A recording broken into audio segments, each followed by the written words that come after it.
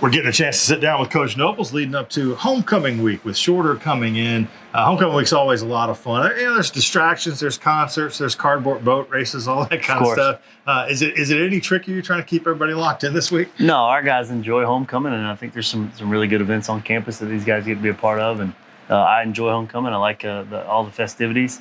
But obviously, at the end of the day, we got to rein it in and make sure they're focused on the game, and that's what this is all about. So make sure we're focused, locked in on Saturday at 4 o'clock.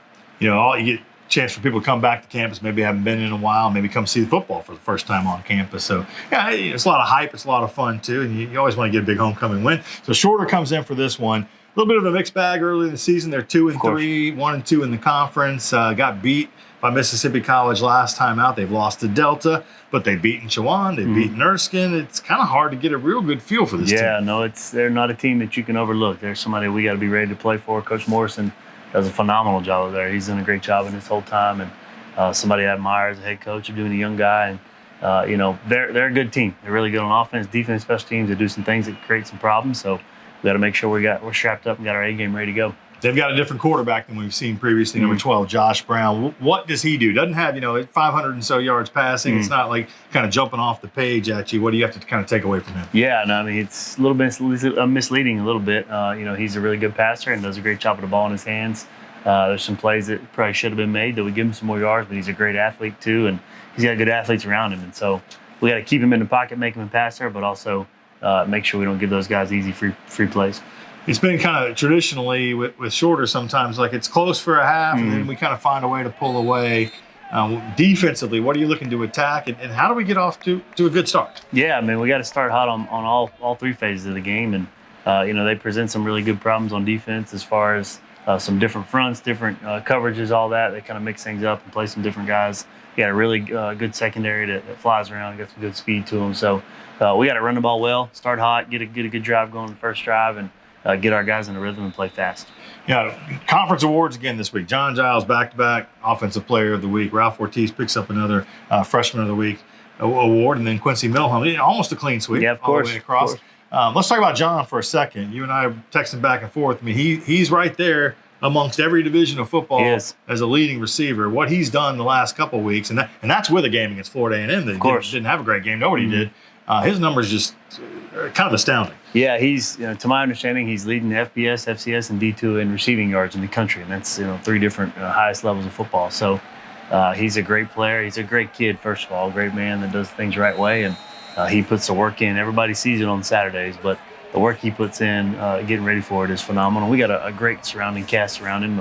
Obviously, Pee Wee's done a great job, but the other receivers, you got guys like KJ Franklin, you got guys like Caden Leggett, Kobe Quillen, Zach Hoffer, guys that really make him better, and they really push him. I mean, you better play at a high level because they're going to play well too. So, and John embraces that and plays, obviously does a great job during games. As an offensive strategist, it must be fun to look and think, okay, well, if they try to take away John Giles, which is not going to be easy to do even if you double and triple team him, you do have those other weapons. And sooner or later, I'm sure that's going to happen. Somebody's going to load up on John and provide the opportunity for. No, and that's why we got guys like Caden. So we got guys like KJ we bring in, and Zach and Kobe and all those, Jared Smith, guys that can run at a high level. And you got to be able to have, if somebody tries to do that, have other weapons that are open, and we feel like we've done that. And they got to play at a high level. They got to be ready to play whenever their number's called, no matter who's throwing the ball to them. You mentioned Pee Wee, and I think it kind of gets lost in John's numbers and the fact that he's had some tremendous games the last couple of weeks, and normally he'd probably be winning some of those awards. But he's been sharp. He's put the football where it needs to be on time. He's making good decisions. Yeah, he's been very efficient with the football, and I've challenged him. Hey, man, let's get you in a groove and get you in a rhythm early. He's embraced that challenge. He's done a great job in practicing high level, and that's a testament to the O-line as well, giving him time to hang back there and find guys that are open a little bit, maybe a second longer. And the O-line's played very well the last 2 weeks, and excited about the growth, especially in the run game. And Pee Wee really excels because of all those kind of combined elements.